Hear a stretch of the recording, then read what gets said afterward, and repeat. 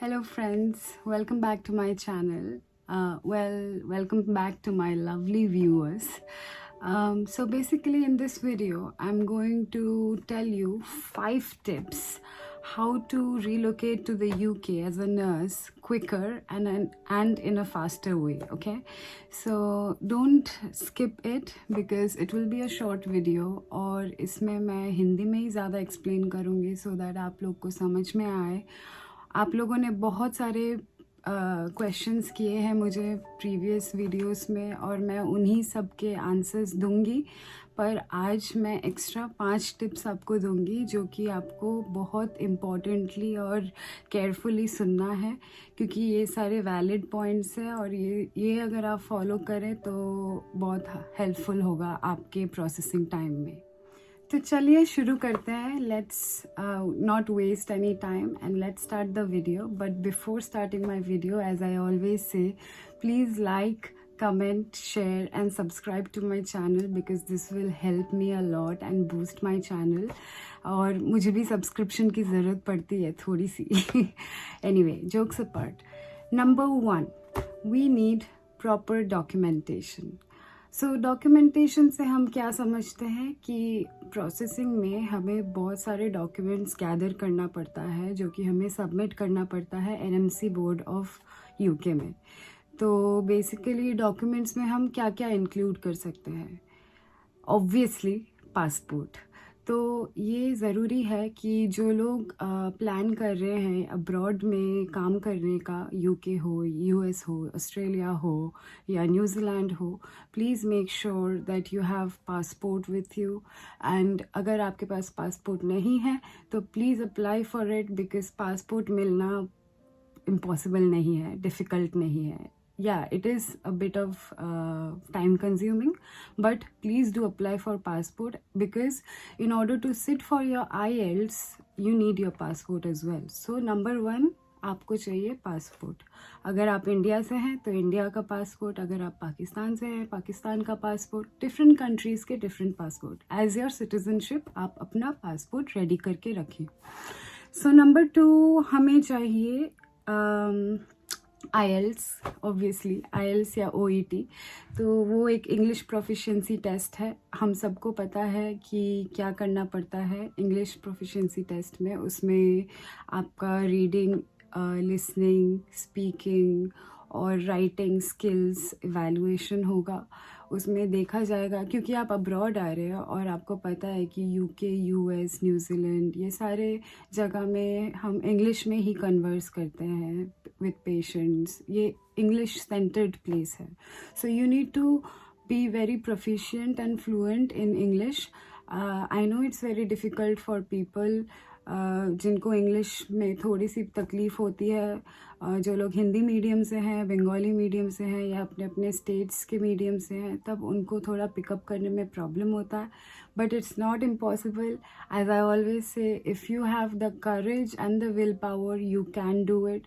So obviously you start applying for IELTS. Make sure कि आप अपना IELTS क्लियर करें. मैं आपको एक वीडियो में बनाने वाली हूँ नेक्स्ट फ्यूचर में जहाँ में मैं आपको IELTS के कुछ ट्रिक्स और टिप्स बताने वाली हूँ. ऑब्वियसली मैं पूरा नहीं बता सकती क्योंकि वो आउट ऑफ रूल्स है, बट मैं कोशिश करूँगी कि जितना आपको मैं ग्रूम कर सकूँ IELTS और OET के बारे में उतना ही मैं आपको टिप्स दे सकूँ. ठीक है. तो IELTS आपके पास रेडी होना चाहिए. सो नंबर 1 हुआ पासपोर्ट. फिर IELTS आपको पास करके वो जो पासिंग सर्टिफिकेट मिलता है वो आपको जमा करना पड़ता है. नेक्स्ट है CBT तो एक कंप्यूटर बेस्ड टेस्ट है. ऐसे मैंने पहले अपने सारे वीडियोस में I have explain that this is a nursing based test where you have to go. आपको एक सेंटर दिया जाएगा, आप उस सेंटर में जाएंगे. एक मल्टीपल चॉइस क्वेश्चन बेस्ड, मतलब क्वेश्चंस होते हैं आई थिंक 50 और 60 क्वेश्चंस. एंड देन आपको उसमें भी पास करना पड़ेगा और उसमें भी एक पासिंग सर्टिफिकेट मिलता है, वो भी आपको जमा करना पड़ेगा. फिर आपको जमा करना पड़ेगा पुलिस क्लियरेंस सर्टिफिकेट. ये तो सब जगह मिल जाता है. आप अप्लाई करें कि पुलिस क्लियरेंस सर्टिफिकेट अपने अपने स्टेट में जहाँ जहाँ आप कर सकते हैं अप्लाई. तो मैं हमेशा यही बोलूँगी, क्योंकि मुझे ये सब आइडिया नहीं था जब मैं अप्लाई कर रही थी, तो मुझे थोड़ा डिले हो गया था, क्योंकि मैं जैसे जैसे मुझे पता चल रहा था वैसे वैसे मैं अप्लाई कर रही थी। पर मैं आप लोग को बिफोर हैंड बोल दे रही हूँ, क्योंकि प्रोसेसिंग के स्टार्टिंग से अगर आप डॉक्यूमेंट्स जमा करना शुरू करें तो ये आपके लिए हेल्पफुल होगा, क्योंकि जब वो लोग मांगेंगे तब आप instantly you can submit it. I hope you get my point. So police clearance certificate is very much useful and required, क्योंकि वो लोग चेक करते हैं बैकग्राउंड कि आपका कोई पुलिस केस है कि नहीं, या फिर कुछ हुआ है कि नहीं पास्ट में जिसकी वजह से आप यूके या यूएस नहीं जा सकते. So make sure you have your police clearance certificate. And then obviously transcripts होते हैं रिकॉर्ड्स जो कि आपके यूनिवर्सिटीज़ से दिया जाता है. आप जिस नर्सिंग कॉलेज या यूनिवर्सिटी से आप पास आउट हुए हैं या हो रहे हैं, तो मेक श्योर दैट आप उस यूनिवर्सिटी में ट्रांसक्रिप्ट्स अप्लाई करके रखें, क्योंकि ट्रांसक्रिप्ट इशू होने के लिए 1 महीना तो लगता है लगभग. मतलब मेरे केस में तो 1 महीना लगा था. तो मेक श्योर दैट आप ट्रांसक्रिप्ट रेडी करें. उसमें सारे आपका कोर्स का मतलब कितने आवर्स आपने कौन कौन से फील्ड में काम किए हैं, नर्सिंग रिलेटेड मैं बोल रही हूँ, कौन कौन से काम में अपने फील्ड में आपने काम किए हैं, जैसे मेडिकल हो, सर्जिकल हो, ऑब्स्टेट्रिक्स हो, गायनेकोलॉजी हो, या पीडियाट्रिक्स हो, नियोनेटोलॉजी हो, व्हाटएवर फील्ड. तो उसमें सारे आवर्स डिस्ट्रीब्यूट करके आपके ट्रांसक्रिप्ट में डिटेल्ड मैनर में लिखा रहता है कि आपने हर एक साल ऑफ योर कोर्स कैसे बिताया है और कितने आवर्स कौन कौन से फील्ड में आपने दिया है और आपका परफॉर्मेंस कैसा रहा है. सो वो इन टोटल ट्रांसक्रिप्ट में लिखा रहता है. तो ट्रांसक्रिप्ट रेडी करके रखना वेरी इम्पोर्टेंट, क्योंकि ये बहुत इम्पॉर्टेंट है. आप यूके आएंगे तो आपको सबसे पहले ट्रांसक्रिप्ट ही मांगेंगे वो लोग. आई थिंक मेरे केस में ये हुआ था कि मुझे ट्रांसक्रिप्ट इशू करना पड़ा था, और फिर डिसीजन लेटर मिलने के लिए मुझे ट्रांसक्रिप्ट मेल करना पड़ा था. आई मीन पोस्ट करना पड़ा था, स्पीड पोस्ट करना पड़ा था अपने स्टेट से, which like really costed me a lot. So make sure that you have your transcript ready with you along with other paper works. Then we have paper showing that you have changed your name. अगर मुझे पता है कि आप लोग अपना नाम change नहीं किए हैं, बट काफ़ी लोग अपना नाम चेंज करते हैं सिंस बर्थ. लाइक जन्माते हैं दूसरे नाम से, फिर कुछ सालों बाद due to any circumstance they will change, they had to change their name. So you have to have the documentation and the proofs that you are the person, like आपका ही birth certificate है, आपका name changing certificate, whatever documents are required for that, please keep that handy as well, क्योंकि ये सारे documents बहुत important है. ये सारे documents आपको लगेंगे ही. पहले 2 रेफरेंस लगते थे NMC बोर्ड ऑफ नर्सिंग में, बट अभी रेफरेंस लगता नहीं है, तो इस टाइम आप चिल कर सकते हैं. आप मेनली ये सारे डॉक्यूमेंट्स रेडी करके रखेंगे after you pass out.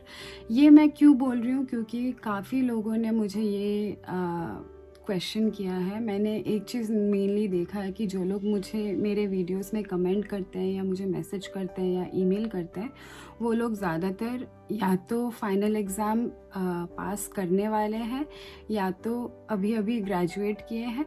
So they have no idea what all documents they need to gather so that they can submit it to NMC. So these are the main documents you have to submit to NMC. But please don't forget about the passport. Passport is the first ladder of your process. So the second one is IELTS नहीं तो OET. अब सवाल ये है कि बहुत लोग पूछते हैं कि दीदी IELTS करें या OET करें, मैम IELTS करें या OET करें. बेसिकली मैं तो सजेस्ट करूँगी IELTS, क्योंकि मैंने IELTS किया है और मुझे ज़्यादा डिफ़िकल्ट नहीं लगा है. हाउएवर मेरे काफ़ी फ्रेंड्स ने कहा है कि OET बहुत सिंपल है रादर देन IELTS, और OET का स्कोरिंग भी बहुत सिंपल होता है. मतलब वो पासिंग परसेंटेज ज़्यादा होता है. सो आईएल्स और ओईटी के रिगार्डिंग मैं एक अलग सा एक वीडियो बनाऊंगी जो सिर्फ आईएल्स और ओईटी कोचिंग एंड ग्रूमिंग के ऊपर होगा। तो इसमें मैं ज़्यादा अभी नहीं बोलने वाली हूँ। सिर्फ ये चीज़ अपने दिमाग में रखिएगा कि आईएल्स में अगर आप यूके आना चाहते हैं तो एनएमसी आईएल्स का एक्सेप्ट करता है ओवरऑल बैंड 7, जिसमें आप स्पीकिंग, लिसनिंग और रीडिंग में आपको मिनिमम 7 चाहिए होगा और राइटिंग में मिनिमम 6.5 चाहिए होगा। और ओईटी के लिए as long as I remember, as far as I remember, you need to have B in all the fields except writing में आपको minimum C+ लाना पड़ेगा, but anything below than C+ will not be accepted in UK. सो एक चीज़ आप अपने दिमाग में रखिएगा कि आईएल्स ओईटी बहुत टफ एग्ज़ाम है, ऐसा कुछ नहीं है। ऑब्वियसली थोड़ा डिफ़िकल्ट है क्योंकि English, proper English based exam है, बट आपके दिमाग में ये रहना चाहिए कि the main trick to pass IELTS or OET is to know the structure of the exam, to know the tricks and the tips how to pass the exam, like mainly the vocabularies and the phrases, you know, like the use of words, कहाँ आप कौन सा word use कर रहे हैं, आपका continuity, आपका fluency, everything will be counted, everything will be observed. So make sure that आप structure of exam को अच्छे से घोल के पी ले, बट ऐसा कुछ रॉकेट साइंस नहीं है। एक बहुत लोग एक बार में पास नहीं करते हैं तो दोबारा मतलब सेकेंड टाइम में दे पास, थर्ड टाइम में they pass, but they do pass. Okay, it's not very difficult and trust me, I know some people who are already working in the UK and they are not good in English at all. Like I am not demoralising them, but ये luck के ऊपर भी depend करता है. और you know the way you know the structure of the exam, the way you handle the exam is the way you will get the marks. So yeah. Okay, so the next one is CV, that is the curriculum vitae or biodata as you say. So curriculum vitae should be really good, like it should have everything. आपका जो experience है, आपने कहाँ से schooling किया है, college किया है, training किया है, internship किया है, सब कुछ CV में added होना चाहिए.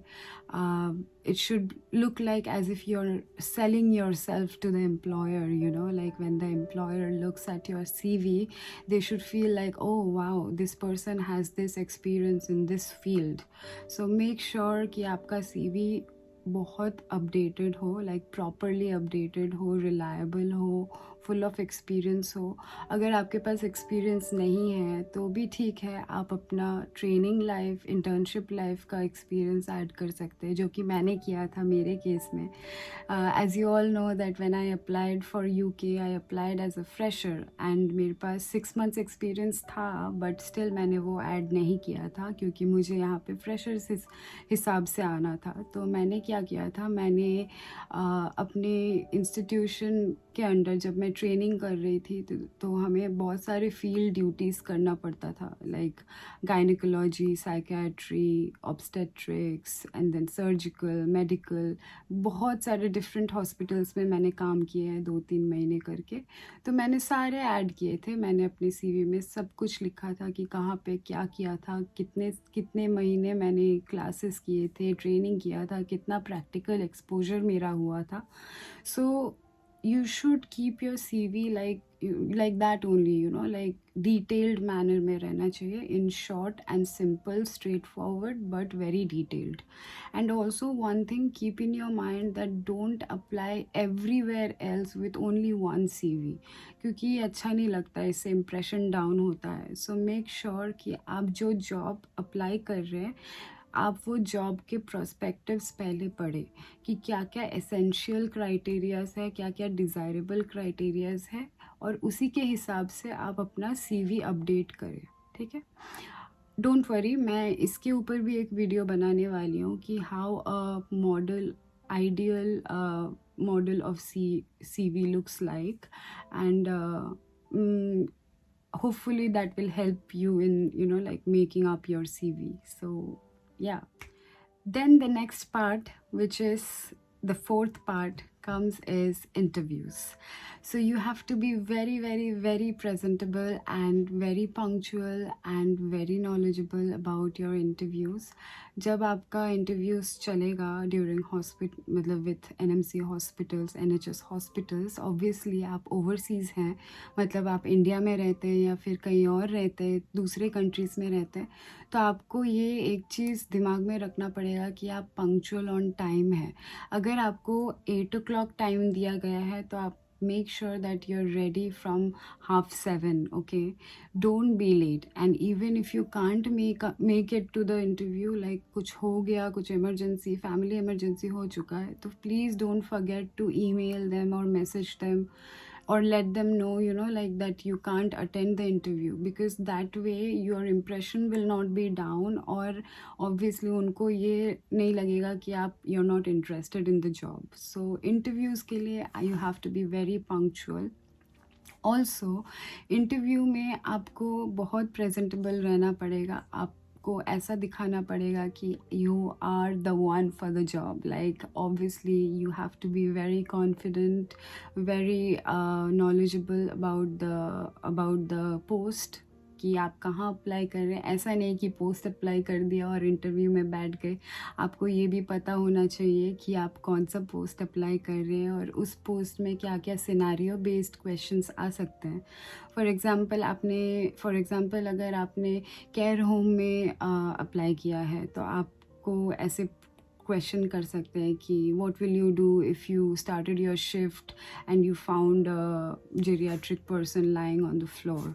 So this kind of question they can ask you, like scenario based applied questions. So be very ready with applied questions. Be practical and be like with the nursing point of view, just answer them confidently. And also, if you don't know any answer of any question they ask, don't make up stories, okay? Don't make up stories, because they would know that you're making up stories, you're dragging it. Stories नहीं बनाना है, directly बोलना है कि sorry, I don't have any idea about this, but I would love to learn about this. If you want to like educate me, you can do that and let me know so that I can use it for my future reference. So that's how you deal with it, okay? So don't be like nervous, don't be shaky, don't be shy, okay? Be confident, be very, like very professional. Also, आप अगर UK में apply कर रहे हैं तो फिर दो चीज़ आपको दिमाग में रखना पड़ेगा. नंबर 1 है NMC कोड ऑफ कंडक्ट. वो आप एक बुक मिलता है रॉयल मार्स्टन बुक, वहाँ पे पूरा डिटेल्ड मैनर में कोड ऑफ कंडक्ट के बारे में लिखा रहता है कि NMC कोड ऑफ कंडक्ट में क्या क्या पड़ता है. सारे पॉलिसीज़ आप जस्ट गो थ्रू करें. आपको याद करने की ज़रूरत नहीं, मेमोराइज़ करने की ज़रूरत नहीं. जस्ट आप एक बार गो थ्रू करें और आपको पता लग जाएगा कि यहाँ पे नर्सिंग प्रैक्टिस कैसा होता है. सेकेंडली इज़ आपको 6 C's याद रखना पड़ेगा, ठीक है? 6 C's होता है. यहाँ पे हम एक चीज़ अप्लाई करते हैं कि नर्सिंग में 6 C's is very important, which is 6 C's है which we follow in nursing practice here in the NHS. Number 1 is care. Number 2, compassion. Number 3, commitment. Number 4, courage. Number 5, competence. And number 6 is communication. So make sure that you know all these 6 C's and you apply these 6 C's, like in your answers. For example, अगर आपको कोई question करता है, मतलब कुछ भी question करता है कि आप कैसे manage करोगे ये situation, so आप उसी chance में dance मार दीजिए. आप उसी question में आप add कर दीजिए कि obviously I would use the principles of 6 C's, and they will be like shocked, like they will be knowing that this person knows about 6 C's. Then that is very that gives a good impression of the interviewee. So make sure that you know the code of conduct. Make sure you know the 6 C's of NMC, NHS. And that's it. Be confident, be yourself, and you'll be fine. And always smile, okay? Be charming, because nurses are known to be charming. So be charming, be smiling, be happy, and show them that you want the job and you are the one for the job. You are eligible for the job. Why do you feel that you are eligible for this job? Because you have experience in that job, you know you can do it, you have done it before. So अपने आप को पूरा बेच दो. I know this sounds a bit weird, but अपने आप को पूरा बेच दो. Like sell yourself as if, you know, like you're marketing yourself. So sell yourself to the interviewers, and I bet they're gonna select you. Yeah. Next is the fifth step, which is the communication. Obviously, you have to keep in touch with people. मेरे time में तो उतना Facebook groups नहीं था, but you're very lucky that nowadays there are numerous Facebook groups, WhatsApp groups, where people who are going through the same process, they make the group and they, you know, like interact. So you have to keep in touch with them, like Facebook groups में या WhatsApp groups में, कि आपका process कितना दूर तक हुआ है. For example, अगर आप वेट कर रहे हैं अपना डिसीजन लेटर के लिए, तो आप देखेंगे कि आपके एक फ्रेंड जो सेम प्रोसेस में है, उसने कुछ महीने पहले अप्लाई किया था आपसे, तो उसको डिसीजन लेटर मिल गया, तो वो आपको सेटिस्फैक्शन देता है ना. वो आपको सेटिस्फैक्शन देता है कि नहीं ठीक है, उसको मिल गया तो मुझे भी मिल जाएगा. So make sure that you are socialising, you are communicating with people. Like in my case, like my parents were firstly they were like not very, you know, like not very confident about it. They were thinking, how come will you get job, you know, like in the UK, that too without any money? Like there should be something, this must be a scam. But trust me, it wasn't a scam. Like when I showed them their messages, देखो मेरे एक दोस्त को decision letter मिल गया, देखो मेरे एक दोस्त को COS मिल गया. तो इस ऐसे करते करते you also get the self boost, self moral आपका हाई हो जाता है. और obviously make sure that you interact with them, let them know कि आप कितने महीने से वेट कर रहे हैं अपना डिसीजन लेटर, अपना COS. और ट्रस्ट मी, अगर आप एक ग्रुप में रहेंगे ना, तो जल्दी जल्दी काम हो जाता है और आपका आइडियाज़ भी बहुत एक्सप्लोर होता है. आपको पता लगता है कि इसके बाद क्या करना पड़ेगा, उसके बाद क्या करना पड़ेगा. अगर आप चाहें तो you can comment below in my video. I will give you some links to some Facebook groups and WhatsApp groups, जहाँ पे जो लोग अप्लाई कर रहे हैं UK के लिए, वो लोगों ने ऑलरेडी ग्रुप्स बना के रखा है. I will send you the links of those groups. Yeah but yeah make sure that you socialise and you know you get to know the steps step by step. So these are the 5 tips you have to make sure, like keep in mind while applying for this NMC process. First, documentation. Second, IELTS. Third is what did I say? CV. Fourth is, I said, interviews. And then fifth is communication. So these are the 5 tips you have to make sure, keep in mind that these things I have to sort out before applying for this process, because it's very important for you guys. And trust me, it's not impossible at all. बहुत लोग देखते हैं मेरे videos और देख के सोचते होंगे कि ये शायद सपना ही रह जाएगा, ये शायद ख्वाब ही रह जाएगा, मैं कैसे, आई am not eligible. Trust me, I was in your place few months back, few years back. I was in your place and I had zero confidence in myself. But now with the simplicity and advancement of technology, and obviously YouTube में बहुत लोगों ने channels खोला हुआ है, उन लोगों ने, वो लोग भी हेल्प कर रहे हैं. सो I think things are very simpler now. You just have to have the willpower, and then, you know, like you have to pull up your socks and start going. So yeah, this is it. I won't elongate this video anymore, and I hope you take care of yourself. If any question, just let me know. I will obviously help you. And as I said in my previous video, that I'm talking to one of my friends who's going to be with me in another video of mine, who's also a newly qualified staff nurse, and she will also share her experience. She's also from India, by the way. She will also share her experience, and we'll see what we can like impart, what knowledge we can impart to you guys. And please, I I know I'm begging, this is very weird, but please don't forget to subscribe my channel, because this is really helping me out. Like I am lonely here, and I try to make videos and like pass my time as much as I can. So if you like give me the positivity, give me the boost, then obviously I will do so for you guys more and more, and this will be productive in both the ways. So you're helping me out and I'm helping you out. All right, so take care. I'll see you in another vlog of mine. And if you have any queries, questions, please don't forget to comment in my video. And yeah, that's it. Take care. Bye.